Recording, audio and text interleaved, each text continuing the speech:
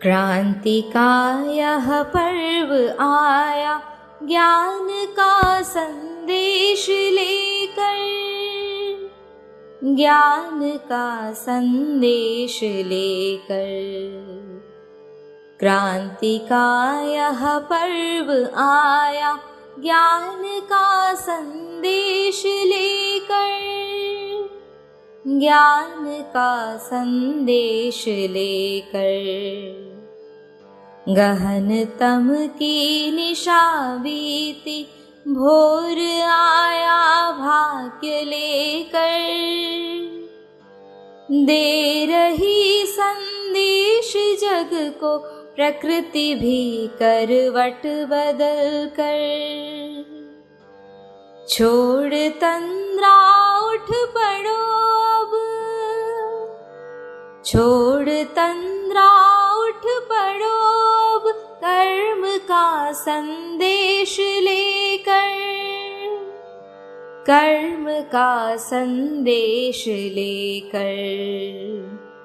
क्रांति का यह पर्व आया ज्ञान का संदेश लेकर, ज्ञान का संदेश लेकर। सूर्य की अरुणिम विभाले, किरण बन उतरा नयन में। साधना का हो बसेरा, गंध बन विचरो पवन में। मातृभू का भार हर लो, मातृभू का भार हर लो, प्रेम का संदेश देकर, प्रेम का संदेश देकर। क्रांति का यह पर्व आया ज्ञान का संदेश लेकर, ज्ञान का संदेश लेकर।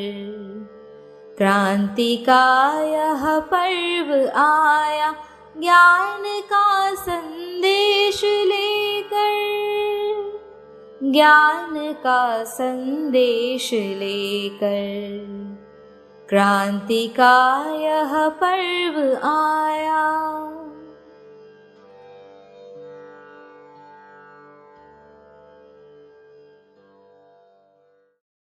ओम शांति। सूरज ना बन पाए तो बन के दीपक जलता चल, फूल मिले या अंगारे सच की राहों पर चलता चल। प्यार दिलों को देता है, अश्कों को दामन देता है, जीना उसका जीना है जो औरों को जीवन देता है। मधुबन खुशबू देता है, सागर सावन देता है, जीना उसका जीना है जो औरों को जीवन देता है। चलती है लहरा के पवन के साथ सभी की चलती रहे, लोगों ने त्याग दिए जीवन के प्रीत दिलों में पलती रहे। दिल वो दिल है जो औरों को अपनी धड़कन देता है, जीना उसका जीना है जो औरों को जीवन देता है। सृष्टि एक समंदर है प्रकंपनों का, जो कुछ इसमें हो रहा है एक घटना दूसरी घटना को प्रभावित कर रही है। इस सृष्टि नाटक में कोई भी घटना आइसोलेटेड अलग थलग नहीं हो रही है, हर चीज एक दूसरे से जुड़ी हुई है, इंटरकनेक्टेड इंटर रिलेटेड। सारी घटनाएं एक दूसरे से, केवल इतना ही नहीं, वर्तमान अतीत से जुड़ा है, भविष्य वर्तमान से जुड़ा है, सब कुछ एक दूसरे से जुड़ा हुआ है। एक व्यक्ति दूसरे व्यक्ति है, दूसरी आत्मा है, एक मन दूसरे मन से जुड़ा हुआ है। लोगों ने क्यों परिकल्पना की थी कभी, द यूनिवर्सल माइंड, एक ही मन है, बहुत सारे मन नहीं, और इन सब मन के जुड़ाव से ये सृष्टि चल रही। तो एक मन में यदि हल होती है तो उसका प्रभाव, यदि एक प्रेम का बीज अंकुरित होगा तो उसका प्रभाव भी दूसरे मन पर पड़ेगा। अगर मन में घृणा उत्पन्न होती है तो उसका प्रभाव भी दूसरे मन पर पड़ेगा। और यदि कईयों के मन में प्रेम अंकुरित होता है तो वो प्रेम विस्तीर्ण होगा, वो प्रेम फैले, विकीर्ण होगा। Story number 1। साई बाबा के पास आया और कहने लगा, बाबा जब मैं मधुबन में आता हूँ योग बहुत अच्छा लगता है। मैं सेंटर पर जाता हूँ तो मेरी स्थिति बहुत अच्छी रहती है, पर जैसे ही अपने कर्म क्षेत्र पर जाता हूँ और जैसे ही संसार के अज्ञानी अनजान आत्माओं के संपर्क में आता हूँ मेरी स्थिति हिलने लगती है। जब तक आध्यात्मिक वातावरण में हूं तब तक ठीक हूं, जैसे ही ऑफिस गया, जैसे ही संसार के वातावरण में प्रवेश किया, सब हिलने लगता है। फिर कुछ भी नहीं रहता है, न याद रहती है। कितना अभ्यास करता हूं मैं, मास्टर सर्वशक्तिवान हूं, आत्मा हूं, आत्मा रहती है ना परमात्मा, कुछ नहीं रहता। क्या करूं? बाबा ने कहा एक काम करो, अगरबत्ती का पैकेट है तुम्हारे पास तो उसको अपनी जेब में डाल दो, और जब काम पर जाओ तो अगरबत्ती का पैकेट लेके जाना ऑफिस में। और जैसे ही तुम्हें लगे कि बाहर का वातावरण और बाहर के लोग तुम पर हावी हो रहे, एक अगरबत्ती निकालना, उसको जलाना और सामने रख देना और उससे बातें करना कि ये अगरबत्ती तुम हो रचना, मनुष्य ने तुमको रचा है।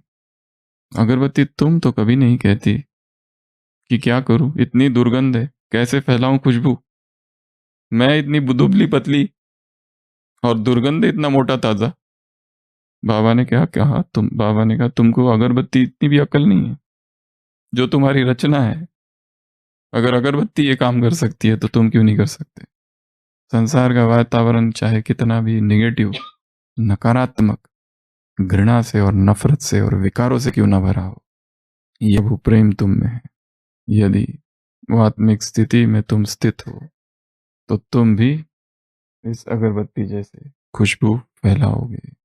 मन खुशबू देता है। मधुबन अर्थात कोई इमारत नहीं, मधुबन अर्थात कोई स्थान का नाम मधुबन नहीं है। मधुबन कोई एक भौगोलिक व्यवस्था नहीं है। ये मधुबन यहाँ से वहां तक, या इसे मधुबन कहते हैं। मधुबन की जियोग्राफिकल डेफिनेशन नहीं है मात्र। जहाँ मुरली सुनाई जाती है वो मधुबन, जहाँ भगवान अवतरित होते हैं वो मधुबन, जहाँ प्रभु प्रेम है वो मधुबन, जिस मन में मुरली की गूंज होती है वो मधुबन, जिस मन में प्रभु प्रेम अवतरित हुआ है, परमात्मा अवतरित हुआ है, वो मन मधुबन है। हर स्थान, स्थान अर्थात मधुबन अर्थात वो हर आत्मा जहाँ पर प्रभु प्रेम है, प्रभु संदेश, प्रभु वाणी गूंज रही है, जहाँ पवित्रता की खुशबू है वो मधुबन, जहाँ परमात्मा याद है वो मधुबन। चलते फिरते मधुबन बन जाओ। Mobile Madhuban. Moral of the story, अगरबत्ती बनो और बदबू का क्या करेंगे? कंप्लेंट। बदबू का क्या करेंगे? कहने में कितना जोश है, बदबू को और पावर कर देंगे। चाहे बदबू कितनी ही शक्तिशाली क्यों ना हो, खुशबू से शक्तिशाली नहीं। संसार का वातावरण, वायुमंडल, विरोधी आत्माएं, निगेटिविटी चाहे ऊपर से दिख रही है बहुत शक्तिशाली है, परंतु पॉजिटिविटी से शक्तिशाली और कुछ भी नहीं। केवल हमें विश्वास कम है अपनी पॉजिटिविटी में। इसलिए घर के वो लोग जो ज्ञान में नहीं चलते, घर के वो लोग जो इस ज्ञान को नहीं मानते, या वो लोग जिनके स्वभाव संस्कार बहुत कड़े हैं और निगेटिव है, उनके सामने जाते ही हम क्या हो जाते? शक्तिहीन। उनकी निगेटिविटी हमसे ज्यादा पावरफुल है। क्यों? क्योंकि हमारा डोज और हमारा स्टॉक बहुत कम है। तो क्या करो, इसको बढ़ाओ। यही अध्यात्म है। अध्यात्म अर्थात आत्मिक शक्तियों से, परमात्मा शक्तियों से आत्मा को भरना, स्पिरिचुअल पावर्स। तो कंप्लेंट नहीं करनी है दुर्गंध के बारे में। क्या करना है? अपना काम जारी रखना है, फैलाने खुशबू। और क्या सीखेंगे इससे? पैकेट में अगरबत्ती का पैक लेके जाओ, जब भी भूल जाओ अगरबत्ती जलाओ और उसको देखो, ये देखो क्या कर रही है, और है कितनी दुबली पतली, लकड़ी पहलवान। और हम देखो रचना ये काम कर रही है, हम तो रचता है। सो कंप्लेंट बिजनेस स्टॉप। फिर से दुकान खोलनी नहीं है कंप्लेंट की। कंप्लेंट की दुकान आज से बंद। कोई कोई फिर भी खोलते 10 मिनट के लिए। थोड़ी कमाई हो जाए, 10 मिनट ही क्यों ना। आधा शटर खोल खोल के रखता है, कोई आ ही जाए। Story number 2। दादी हमेशा कहती है जब हम छोटे थे तो बाबा ने हमको ऐसे पाला वैसे पाला। हम जहाँ से आई थी वो घर भी इतने अमीर घर से हम आई थी कि हमने हमारे एक एक काम के लिए एक एक नौकर रहता था। और जब यज्ञ में आए, जो हमने इतिहास में देखा, आज का भट्टी दिन कौन सा है, 78। तो बहुत ज़्यादा विस्तार से सब कुछ हमने देखा है कि कैसे वो सब छोटे छोटे बच्चे कन्याएं आई और सब कैसे फिर कराची पहुंचे और फिर कैसे सब ने सब काम किए। तो एक बार गुलजार दादी कहती है कि बाबा ने हम छोटी बच्चियों को कहा कि बच्चियां जाओ, तुम अपना जूता खुद सिलाओ।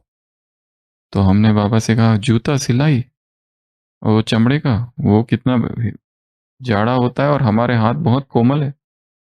और बाबा ये काम तो भाइयों का है, बहनों का काम थोड़ी ना है, ये हम थोड़ी ना करेंगे, हम कोमल है, हमारे हाथ बहुत कोमल है, हम ये काम नहीं कर सकते। हमारे सुई हमारे उंगली को लग गई तो हमको नुकसान हो सकता है।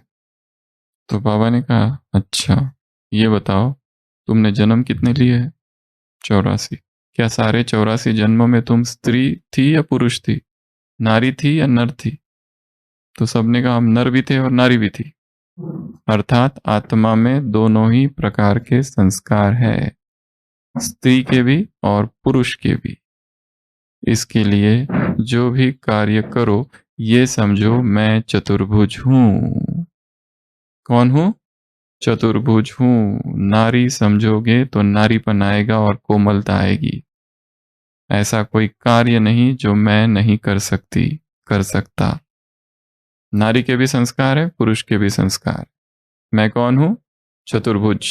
यहां 2 हाथ लगा लेना है, काम भी थोड़ा फास्ट होगा। 4 4 हाथ से, 2 हाथ से कुछ और 2 हाथ से कुछ। तो क्या समझना है? मैं चतुर्भुज हूँ। दादी कहती है इस तरह से बाबा ने धीरे धीरे हमको ट्रेनिंग दी और हमारे अंदर जो कोमलता, जो नारीपन, जो अबलापन का भाव था, नारित्व को नष्ट कर दिया। वो जो पुरुषत्व था वो सबको हटा के एक भाव में स्थित किया, मैं विष्णु हूं। दोनों संस्कार मुझ में।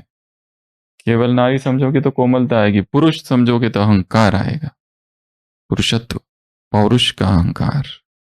और नारी समझोगे तो मैं अपना नारी, मैं कुछ नहीं कर सकती, मैं कैसे करूं, मैं बेचारी, असहाय, कमसीन, दुखियारी। Woman thy name is frailty. Shakespeare अपनी कविता में कहता है हे स्त्री तेरा नाम है कमजोरी। इस सिद्धांत को उखाड़ के फेंक देना। द्वारम किमेकम नरकस्य नारी। शंकराचार्य ने कहा है नरक का द्वार यदि कुछ है और कोई है तो नारी। और भगवान क्या कहता है? स्वर्ग का द्वार खोलने वाली है। और भगवान क्या कहता है? जिसको सारी दुनिया ने ठोकर लगाई उसको आकर बाप ने क्या कर दिया? ठाकुर बना दिया। तो नारी नहीं समझना है, मैं शिव शक्ति समझ, मैं चतुर्भुज हूं, असंभव कुछ भी नहीं है मेरे लिए। और स्त्री होने का तो कारण ही नहीं देना है कोई कार्य के लिए, ये मैं नहीं कर सकती क्योंकि मैं बहन हूं, स्त्री हूं। और पुरुषों के लिए क्या फिर? ये बहनों का काम है, हम नहीं करेंगे। कल भी हमने देखा था सारे कार्य, सारी सेवाएं यज्ञ की है, सारी सेवाएं बाबा की है, कोई भी कार्य छोटा नहीं है। तो मॉरल ऑफ द स्टोरी, चतुर्भुज हूं, शिव शक्ति हूं, ऑलराउंडर हूं, फरिश्ता हूं। Story number 3। लक्ष्मण भाई थे, अभी भी शरीर छोड़ा 2017 में कुरुक्षेत्र। वो टीचर थे। तो बाबा को उन्होंने एक बार खत लिख के बताया बाबा अभी मेरी ट्रांसफ़र हो गई है, तो जहाँ मैं रहता हूँ वहाँ पे खाना ठंडा खाना पड़ता है, खाना गर्म नहीं मिलता। बाबा ने उत्तर लिखा कोई बात नहीं बच्चे, पेट में जाके खाना ठंडा ही हो जाता है वैसे भी। क्या कहा? पेट में जाके खाना ठंडा ही हो जाता है। Heat is the enemy of nutrition. Heat क्या है? न्यूट्रिशन का दुश्मन। तो भाई जी ने लिखा, इसका मेरे पर बड़ा तुरंत गहरा प्रभाव पड़ गया। मैं तो सोचा ही नहीं था बाबा ऐसे भी बोल सकते हैं। Moral of the story. संतुष्टता। और moral of the story adjustment. और moral of the story complaint नहीं करना है, जैसा है वैसे खा लेना। और moral of the story acceptance. जैसे ही किसी चीज को पकाया जाता है सत्व तत्व नष्ट हो जाते हैं, उसके प्रोटीन्स, उसके एंजाइम्स, उसके विटामिन्स अपना स्वरूप बदल देते हैं। एक दूसरा, जैसे ही किसी चीज को पकाया जाता है उसमें एडिक्शन निर्माण हो जाता है, फिर वही चाहिए। जैसे ही किसी चीज को पकाया जाता है ओवर ईटिंग होता है हमेशा। जो कच्चा है उसको आप ओवर ईटिंग नहीं कर सकते। जैसे ही किसी चीज को पकाया जाता है, पॉइंट नंबर 4, तृप्ति नहीं होती है, कितना भी खाओ तो तृप्ति नहीं होती है। पॉइंट नंबर 5, एसिडिक बन जाता है। हमारा शरीर क्षार तत्व से बना है, अम्ल तत्व से नहीं, एसिडिक नहीं। इसके लिए अल्कलाइन डाइट। पॉइंट नंबर 6, जो भी पकाया जाता है म्यूकस फॉर्मिंग हो जाता है। हमारे शरीर को चाहिए म्यूकस लेस डाइट, जो जैसा है, जैसा प्रकृति ने दिया है, प्राकृतिक। जैसे ही चीज पकाई जाती है उससे जितनी ऊर्जा प्राप्त होती है, और जो नेचुरल रूप में उससे ऊर्जा प्राप्त होती है वो हमेशा ज़्यादा होती है। जैसे ही किसी चीज़ को पकाया जाता है और खाया जाता है, शरीर में एक सुस्ती, प्रमाद, निद्रा और आलस और जड़ता आ जाती है। और जैसे ही जो नेचुरल रूप में खाया जाता है, अपक्व आहार, रॉ डाइट, उसमें शरीर में ऊर्जा दौड़ने लगती है। जो ही चीज़ पकाई जाती है वो खाने के बाद नींद आने चालू हो जाती है। जैसे ही रॉ पर रहते हैं ऊर्जा लेवल बढ़ जाती है। पका हुआ भोजन बनाने के लिए बर्तनों की ज़्यादा आवश्यकता है, गैस की आवश्यकता है, कितनी सारी चीज़ों की आवश्यकता है। The concept of fireless kitchen. जहाँ फायरलेस किचन है वहाँ पे दवाइयाँ घर में नहीं होगी। जहाँ आग जलती है वहाँ दवाइयाँ भी होती है, बीमारियाँ होती है। जितनी बीमारियाँ संसार में है, मुख्य एक कारण है पका हुआ आहार, कुक्ड फूड। ब्रह्मचर्य की साधना में यदि कोई पूछे एक ही उपाय बताओ, बस सब कुछ कर लिया, सारे सामान ले लिए, लिख लिए, पढ़ लिया, मुर लिया, वो सब इंटेलेक्चुअल गिमिक्स है, बुद्धि विलास। बुद्धि ने तो समझ लिया ब्रह्मचर्य होना चाहिए, पर हो नहीं रहा है। वो होगा तब जब आहार परिवर्तन होगा। जैसे ही अपक्व पर आते हैं अपने आप शक्ति जमा होने लगती है। उसके बाद में फायर इंजुरीज कितनी होती है। घर देखे कैसे काले काले रहते, किचन बर्तनों में कैसे काले काले हो जाते हैं। रॉ में झंझट ही खत्म, गैस की बचत, ग्रीन हाउस इफेक्ट, पोल्यूशन, एक एक घर से धुआं उठ रहा है, गैस का काम कम हो जाएगा, क्लीनिंग का काम कम हो जाएगा, धुलाई सफाई का, प्रकृति से दुआएं मिलेगी, टाइम बचत होगी। और वो जो बर्तनों में काला काला और ग्रीस और ऑयली, कितना घिसना पड़ता है, मेड को रोज सुनना पड़ता है। और फिर ये टेंशन रहती है आज क्या बनाओ, कल क्या बनाओ, आज क्या बनाओ, कल क्या बनाओ, दोपहर को क्या बनाओ, सुबह क्या बनाओ, ये बनाओ, वो बनाओ, ऐसा बनाओ, कल तो वो बनाया था आज वो नहीं। उसमें वैरायटी चाहिए, रॉ में वैरायटी की आवश्यकता नहीं पड़ती है। रॉ को ओवर ईट कर ही नहीं सकते। कितना अंकुरित खाओगे, 2 कटोरी 3 कटोरी, हाँ पनीर 4 कटोरी भी कोई खा ले फिर भी कहेगा थोड़ा सा होगा तो मैं कल के लिए ले जाता हूँ, फ्रिज में रख देंगे। 2 दिन खराब नहीं होता है, ये आराम से रखो, 3 दिन भी खराब नहीं होता है। और सबसे बड़ी प्रॉब्लम कॉन्स्टिपेशन, कब्ज। इसलिए योगी धीरे धीरे धीरे धीरे धीरे नॉन वेजिटेरियन से शिफ्ट हो जाता है वेजिटेरियन पर, और फिर धीरे धीरे वेजिटेरियन से शिफ्ट होता है वीगन पर। दूध और दूध से जो कुछ बना हुआ है सब कुछ म्यूकस फॉर्मिंग है। पराई माँ का दूध हमारा दूध नहीं है, ना ही हमारा आहार है। और वीगन से धीरे धीरे शिफ्ट होता है रॉ पर। यह यात्रा है, ये संगम युग है, इसमें टाइम लगता है थोड़ा। कुक्ड से अनकुक्ड तक पहुंचने के लिए। फिर धीरे धीरे उसको समझ में आता है ग्रेन, सारा अनाज ये पक्षियों का आहार है, हमारा नहीं। भारी करता है सिस्टम को, सारे रोगों को जन्म देता है। योगी धीरे धीरे धीरे धीरे आगे आगे आगे आगे आगे, फिर फ्रूट्स, फिर रॉ फ्रूट्स, वेजिटेबल्स, आगे बहुत सारी जर्नी है, उसको छोड़ देते। आज गुरुवार है, थोड़ा रहम करते हैं, ठीक है। जलेबी इंतजार कर रही है। अव्यक्तवाणी 30 जनवरी 1985। 30 जनवरी 1985। सतयुग। यह जल इत्रफुलेन का कार्य करेंगे। जैसे जड़ी बूटियों के कारण गंगा जल अभी भी और जल से पवित्र है, ऐसे खुशबूदार जड़ी बूटियां होने के कारण जल में नेचुरल खुशबू होती है। जैसे यहाँ दूध शक्ति देता है, वहाँ का जल ही शक्तिशाली होगा, स्वच्छ होगा, इसलिए कहते हैं दूध की नदियां बहती है। सब अभी से खुश हो गए ना।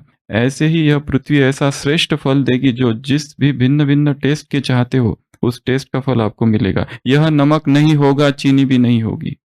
जैसे अभी खटाई के लिए है, यह टमाटर है तो बना बनाया है ना, खटाई आ जाती है। ऐसे ही जो आपको टेस्ट चाहिए उसके फल वहां होंगे। रस डालो और टेस्ट आ जाएगा। अव्यक्तवाणी 23 अक्टूबर 1975। 23 अक्टूबर 1975। जब शरीर को चलाना आ जाएगा तब राज्य चलाना आ जाएगा। बॉडी मैनेजमेंट किंगडम मैनेजमेंट है। जो अभी शरीर से बीमार बीमार बीमार, ये दर्द वो दर्द, ये दवाई वो दवाई, राज्य को कैसे चलाओगे, शरीर को ही नहीं चला पा रहे हो तो। सबसे ज्यादा सेवा कौन सा तत्व करेगा? सूर्य। अव्यक्त मुरली 24 अक्टूबर 1981। 24 अक्टूबर 1981। सबसे ज्यादा सेवा कौन सा तत्व करेगा? सूर्य। सूर्य की किरणें भिन्न भिन्न प्रकार की कमाल दिखाएगी। यह सब आपके लिए तैयारी हो रही है। गैस जलाने की, कोयला जलाने की, लकड़ी जलाने की आवश्यकता नहीं रहेगी। सबसे छूट जाएंगे। अच्छा, बहुत रंगत देखते जाएंगे। वह मेहनत करेंगे और आप फल खाएंगे। नेचर के सुख लेने के लिए भी अपनी ओरिजिनल नेचर को बनाओ। अव्यक्त बाप दादा। Story number. निर्भय भाई साहब ने एक अनुभव लिखा है कि मैं नेवी में था 53 में, तो ज्ञान में आए थे 59 में ज्ञान में आए थे, और 63 की बात लिखी है कि मुझे नेवी छोड़नी थी, पर कैसे छोड़ूं? जॉब। तो मुरलियों में एक बार आया कि अगर 8 घंटा योग करोगे तो कर्मों के हिसाब किताब चुकतू हो जाएंगे। तो उन्होंने लिखा कि मैंने 8 घंटा योग चालू किया, सुबह 8 से 12 और 4 से 8 शाम को, हर दिन डेली। सुबह 8 से 12 और 4 से 8, और दोपहर को कुछ माताएं थी, उनको मुरली सिखाने की, समझाने की या ट्रांसलेट करने की सेवा करता था। ये क्रम डेली चालू कर दिया, और एक दिन अचानक नेवी से छुट्टी मिल गई, और फिर बाबा आए और बाबा के अंग संग रहने का 3 मास मौका मिला। जिस किसी के साथ भी हिसाब किताब है उसको चुक्त करने की विधि क्या है? योग। बैठ के डिस्कशन करना, इसका अपना महत्व है। सोचना, पूछना, ये सब एक तरफ। सबसे पावरफुल विधि क्या है? योग। और वो भी निस्वार्थ, इसलिए नहीं कि इससे ये हो जाए। जैसे नींद आ जाए, इसके लिए क्या करते हैं? नींद आ जाए उसके लिए जितने भी प्रयत्न किए जाते हैं सारे ही बाधा बन जाते हैं नींद आने में। नींद कब आती है? जब सारे प्रयत्न छोड़ दिए जाते हैं। किताब है अंग्रेजी में, इंग्लिश में एक, यू मस्ट रिलैक्स। ये मस्ट शब्द ही प्रॉब्लमेटिक है। ये जो मस्ट है ना, यही तो रिलैक्स होने नहीं देता। जो करने जा रहे हैं वो प्रयत्न ही बाधा है। अटेंशन का भी टेंशन हो जाता है। तो नेचुरल हो। योग इसलिए नहीं कि हमें वो करना है वो करना है। योग इसलिए नहीं कि ये भाई बाबा इसकी ट्रांसफर कर दो जल्दी से जल्दी। बाबा इसकी बुद्धि का फटाफट टाला खोल, आज मैं 8 घंटा योग करता हूँ। एक बहन आई थी इधर, डॉक्टर बहन, तो उसका पति बहुत असहयोगी, विघ्न डालने वाला। तो यहाँ जब आई उसने बहुत योग लगाया, बहुत योग लगाया बाबा से, बाबा मेरे पति की बुद्धि का ताला खोल दो, ताला खोल दो, ये कर दो, उसको ऐसा कर दो, और उसको वैसा कर दो, उसका वैसा कर दो। यहाँ से जब पहुंची रेलवे स्टेशन, वो वहीं था, वहीं से झगड़ा चालू हो गया। ये भी कोई कम थोड़ी है। योग अपनी तरफ, झगड़ा जब आता है तब हार थोड़ी ना मानेंगे हम। हमारे साथ ज्ञान योग है, तुम अज्ञानी मूर्ख हमको सिखाते हो क्या करना है। योग, परंतु योग क्या बन जाए, नेचुरल, हमारा स्वभाव, हमारा नेचर, संस्कार बन जाए। योग कल भी कहा था, योग चालू कब होता है, बाबा के कमरे से निकलने के बाद। योग चालू कब होता है, 4:45 5 बजे के बाद। योग चालू कब होता है, 7:30 बजे के बाद। ये टाइम है। योग कब है, जब घूम रहे, चल रहे, फिर रहे, खा रहे, नहा रहे, उस समय योग। गेट, क्लास पूरी होने के बाद गेट के बाहर से चालू होता है रियल ज्ञान योग। तो योग को बढ़ाना है, योग की परसेंटेज, योग का चार्ट।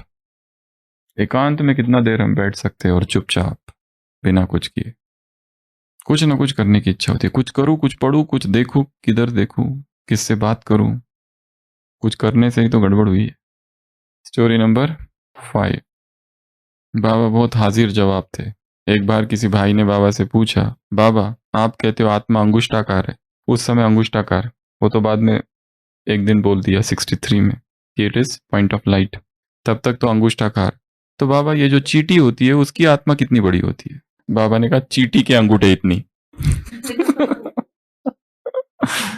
चीटी की आत्मा कितनी होती है, चीटी के अंगूठे कितनी।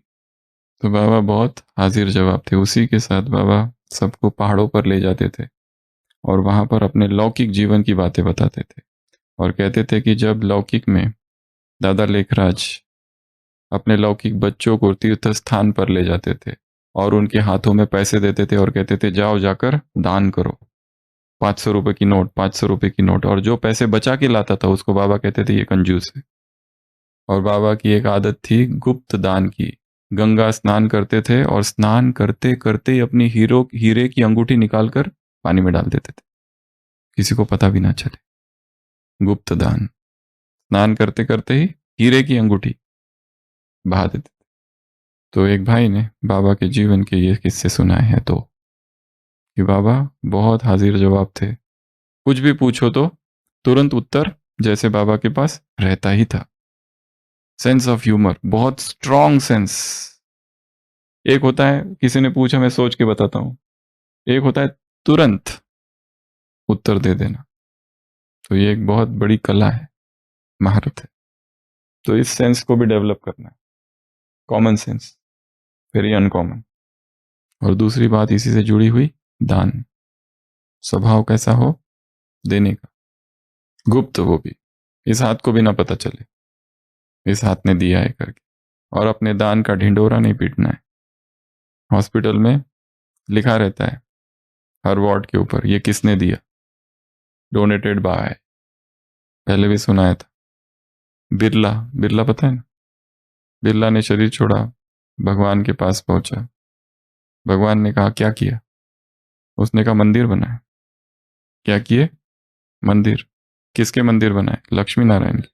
नाम किसका दिया, बिरला टेम्पल्स। हिसाब वही पूरा हो रहा है। पुण्य, अपने अपनी सेवाओं को निस्वार्थ कर देना, निष्काम कर देना। सेवाएं करो और भूल जाओ, मदद करो और भूल जाओ। उसका हिसाब किताब नहीं लिख के रखना है, हमने इतने पुण्य किए, हमने उतने पाप किए, ये किए। पाप ठीक है, पाप रखो तो भी ठीक है, पुण्यों का तो नहीं रखो। एक अमीर आदमी पहुंचता है स्वर्ग के द्वार पर और डिमांड करता है मुझे स्वर्ग में एंट्री चाहिए। चित्रगुप्त कहता है रुको, क्या क्या किया बताओ। वो कहता है तुमने कोई दान किया, दान आज तक तो कोई किया नहीं। फिर याद आता है हाँ एक बार किया था, 10 रुपए दान किया था एक भिखारी को, यू कैन रीचेक। चित्रगुप्त निकालता है, हाँ है, रिकॉर्ड में है, 10 रुपए दान किए। तो कहते आओ, कहते 1 मिनट।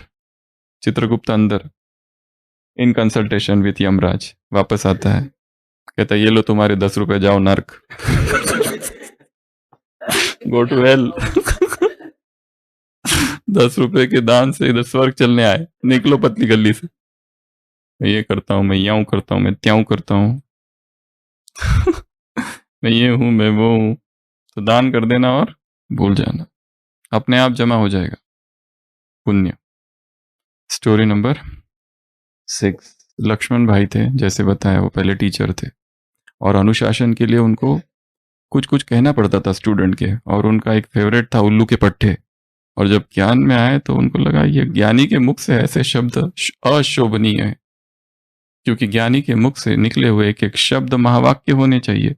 बाबा क्या करूं, पत्र लिखा कि मैं ऐसा कहता हूं उल्लू के पट्टे बच्चों को, और वो अनुशासन के लिए जरूरी है। तो बाबा का उत्तर आया, किसने कहा पट्टे नहीं कहो, कहो पर अल्लाह के पट्टे कहो। बस इतना चेंज कर दो। कहो पर क्या करो, चेंज कर दो अल्लाह के पट्टे, इतना चेंज कर दो। अध्यात्म अर्थात परिवर्तन शब्दों में। तीव्र पुरुषार्थ की परिभाषा है परिवर्तन। Intense effort means transformation. छोटी छोटी चीजों को परिवर्तन कर दो, बस बहुत परिवर्तन आ जाए। छोटी छोटी चीज, 3 बार चूल्हा जलाते हो, अब 2 बार जलाओ, देखो क्या होता है। सुबह का नाश्ता वाला एटलीस्ट कुक्ड बंद, जूस, फ्रूट्स, वेजिटेबल, सलाद, अंकुरित, ये कर दो, कैसी ऊर्जा आती है। सुबह सुबह उठ के इतना ढेर सारा नाश्ता, क्या किया रात भर, क्या मेहनत की, सोए तो थे। 3 meals a day is an outdated concept। 3 बार भोजन करना अर्थात शरीर पर अत्याचार करना है। क्यों बीमार है सारी मनुष्य जाति, एक ही बीमारी है, कब्जी कब्जी कब्जी, पेट पेट पेट। Story number 7। बाबा के समय निर्वैर भाई, अपना ब्रिजमोहन भाई, कई बार यहाँ आते थे उनके पेरेंट्स के साथ, और वो आम का सीजन था जैसे अभी है, और उनको आम बहुत पसंद थे। तो एक बार टेबल पर, डाइनिंग टेबल पर बैठे थे मम्मा पापा और उनकी माता जी, ब्रिजमोहन भाई, सब बैठे थे। तो किसी का ध्यान नहीं था, तो ब्रिजमोहन भाई की माता जी ने टेबल के नीचे से एक आम ब्रिजमोहन भाई को दे दिया, क्योंकि बेटे को आम पसंद है। अपना आम सबको आप अपने मिले है, फिर भी माँ होती है ना, मेरा भी मेरे बेटे को मिल जाए। तो बाबा ने देख लिया, और जब भोजन पूरा हुआ तो लच्छू बहन से कहा, लच्छू दादी से कहा, लच्छू बहन जाओ आम की वो जो टोकरी रखी है ना वो लेके आओ। और फिर ब्रिजमोहन भाई को कहा, ये लीजिए आम। तो ब्रिजमोहन भाई को पता चल गया कि बाबा ने शायद देख लिया था, और कहा कि बाबा ऐसा प्रेम का सागर था कि जिसने हमें अपने प्रेम से बांध लिया। माँ को लेके आए थे, वापस जाना था, माँ को बाबा ने पूछा कैसे जाने वाले हो, तो माँ कहती है कि ब्रिजमोहन ने बस की है, बस से जाएंगे। बाबा ने कहा बस से नहीं, बाबा ने तुम्हारे लिए टैक्सी की है, टैक्सी बाहर वेट कर रही है। तो ब्रिजमोहन भाई कहते हैं कैसे हम भूले, बाबा को कैसे पता चल जाता है, और बाबा कैसे जान जाते हैं आत्माओं के अंदर के भाव, और इतना वो प्रेम। तो उस प्रेम ने ही हमें क्या कर दिया, गुलाम बना दिया। जैसे प्रेम में वो शक्ति है। बाबा ने किसी को कहा नहीं तुम ये करो तुम वो करो, खुद ही किया और कारवा जुड़ता गया। किसी को ऑर्डर नहीं दिए तुम ऐसा करो तुम वैसा करो, एक ही चीज दी, कौन सी, तो मॉरल ऑफ द स्टोरी, प्यार बांटो। मॉरल ऑफ द स्टोरी, आत्मा की सबसे गहरी प्यास प्रेम की प्यास है, उसको वो दे दो फिर वो समर्पित है। अगर उसको वो ना दियो तो कुछ भी नहीं। जैसे एक पति कंप्लेंट करती है संत के पास कि मेरा पति जब से युद्ध से आया है, सैनिक था, मेरे से ढंग से बातें नहीं करता है, ठीक से व्यवहार नहीं करता है, चुप रहता है, उत्तर पूछती हूँ तो बताते नहीं है, क्या करूं मैं। वो साधु कहता है कि बहुत बड़ा काम है, एक दवाई है जिससे ये हो सकता है, अगर वो दवाई तुम उसको पिला दो तो उसकी बीमारी बीमारी या जो भी हो रहा है वो ठीक हो जाएगा। वो कहती है मैं कुछ भी करने को तैयार हूँ। वो कहती है जंगल जाओ, वहां एक शेर है, और शेर की जो मूंछ है ना उसका एक बाल लेके आओ। कहती बाप रे ये कैसे होगा। वो जाती है, दूर से शेर देखती, दहाड़ लगाते वो भाग के आ जाती है शेर जंगल से, परंतु उसको पति वशीकरण दवाई तो बनानी है ना। पति वशीकरण मंत्र होते हैं, बहुत ज्यादा डिमांड है उसकी, साधु संतों के पास महिलाएं इसीलिए तो आती है। पति वशीकरण मंत्र हमारी मुट्ठी में हो। तो दूसरे दिन जाती है, फिर से दहाड़ लगाता है शेर, पर वो छुप जाती है, पर जाती नहीं, वहीं रुकती है। तीसरे दिन फिर जाती है, फिर दहाड़ लगाता है शेर। रोज देखती है शेर आ रहा है, पानी पी रहा है। धीरे धीरे शेर को भी उसकी उपस्थिति का पता चलने लगता है कि वो है।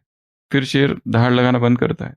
फिर धीरे धीरे और नजदीक जाती है, फिर और नजदीक जाती है।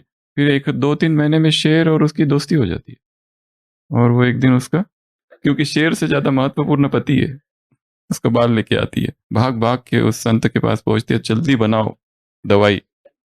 संत कहता है, कौन सी दवाई, कैसी दवाई? ऐसी कोई दवाई नहीं होती है। तो आपने ही तो कहा था। दवाई यही है, जैसे शेर को वश में कर दिया ना प्रेम से, अब वही मंत्र इधर काम करो। प्यार प्यार से, प्यार प्यार से, प्यार प्यार से उसको वश में कर लो। स्टोरी नंबर 1 क्या थी? अगरबत्ती जेब में। आज से ले लेना अगरबत्ती। ऑफिस जाते समय, जो भाई है, ऑफिस जाते समय अगरबत्ती जेब में। जैसी जरूरत पड़ी जला के देखते रहो, ये अगरबत्ती क्या कर रही है, खुशबू फैला रही है। या ऐसे ही अगरबत्ती को देखो, केवल ऐसे ही देखो। बाबा कहते हैं ना, जाओ और फूलों के सामने बैठ के देखो, इनमें से मैं कौन सा फूल हूं। वैसे अगरबत्ती को केवल देखने मात्र से संकल्प चलेंगे कि इससे मैं क्या सीखता। Story number 2। तो आज सारे दिन भर कैसे चलेंगे? ऐसे ऐसे। मैं कौन हूं? चतुर्भुज। थोड़ा बाजू हटना, जगह ज्यादा चाहिए। चतुर्भुज आ रहे हैं। तो सब संस्कार हमारे अंदर। ये नहीं कहना ये मैं नहीं कर सकता, ये मेरा काम नहीं। You can do anything and everything. सब कुछ कर सकते हो। तो नेक्स्ट स्टोरी नंबर 3। पेट में जो भी जाता है वो आखिर ठंडा ही होना है उसको। अब धीरे धीरे यात्रा चालू करनी है कुक्ड के जगत से अनकुक्ड के जगत की। बीच का जो पीरियड है, ट्रांजिशन फेज, संगम युग, ये थोड़ा लंबा हो सकता है। 1 साल, 2 साल, 3 साल, 4 साल, 5 साल, 10 साल भी हो सकता है। पर धीरे धीरे ये यात्रा ही हेल्थ की यात्रा है, स्वास्थ्य की यात्रा है। Next story. हिसाब किताब चुप तू, पर 8 घंटा योग करना मासी का घर नहीं है, वो भी बैठकर। नेचुरल योग की स्थिति बनानी है। सारे हिसाब किताब योग से ही चुकतू हो। कुछ भी हो जाए, परिस्थिति आ जाए, पहला काम योग। ज्ञान चिंतन बाद में, परिस्थिति चिंतन बाद में। Next story. हाजिर जवाब, तुरंत जवाब। तो बाबा हाजिर जवाब थे। Sense of humour, sense of mind बहुत स्ट्रांग था। तुरंत किसको क्या उत्तर देना, सोच के देना, ये तो बहुत आसान है, तुरंत। नेक्स्ट, वो दान की भी बात बताई थी यहाँ पर। दान वाली बात भी थी। उसके बाद में शब्दों को बदलना है।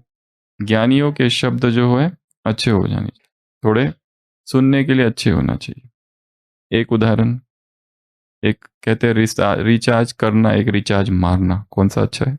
करना अच्छा है ना, डिग्निफाइड। उसको चेंज करो। नेक्स्ट, आम का क्या करना है? खाना है। वैसे आम का सीजन चल रहा है, खाओ। देना भी है, खाओ भी।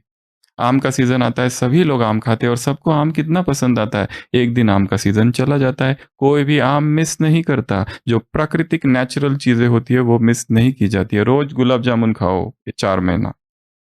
4 महीने के बाद गुलाब जामुन बंद। फिर ढूंढना चालू करते, गुलाब जामुन कहाँ है। जो प्राकृतिक है और जो पका हुआ है उसमें एडिक्शन है, जो प्राकृतिक है उसमें कोई एडिक्शन नहीं है। आम का सीजन चला जाता है, कोई भी मिस नहीं करता है, इतना सहज। फिर आम का सीजन आता है, फिर सब खाने लगते, जब चाहे लो, जब चाहे छोड़ो। ये है प्रकृति। मधुबन खुशबू देता है, सागर सावन देता है। जीना उसका जीना है जो औरों को जीवन देता है। सूरज ना बन पाए तो बन के दीपक जलता चल, फूल मिले या अंगारे, सच की राह पे चलता चल। प्यार दिलों को देता है, अश्कों को दामन देता है। जीना उसका जीना है जो औरों को जीवन देता है। मधुबन खुशबू देता है। ओम शांति।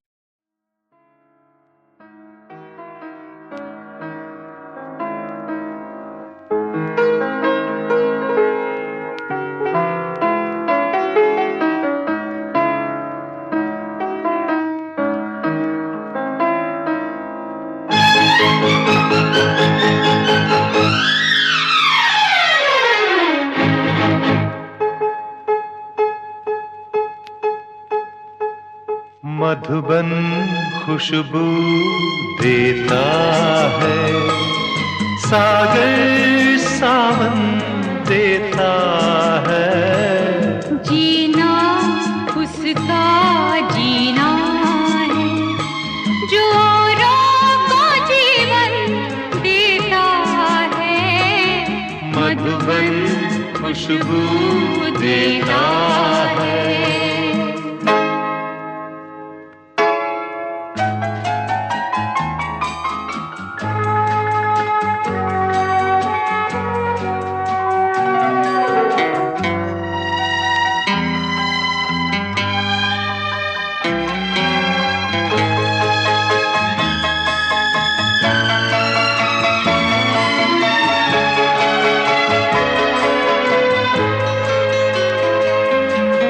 सूरज ना बन पाए तो बन के दीपक जलता चल।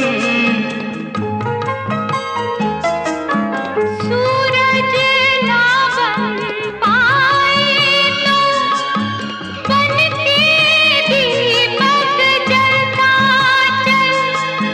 फूल मिले या अंगारे, सच की राहों पे चलता चल। सच की राहों पे चलता चल। प्यार दिलों को देता है, अश्कों को दामन देता है। जीना उसका जीना है जो औरों को जीवन देता है। मधुबन खुशबू देता है, सागर सावन देता है। मधुबन खुशबू देता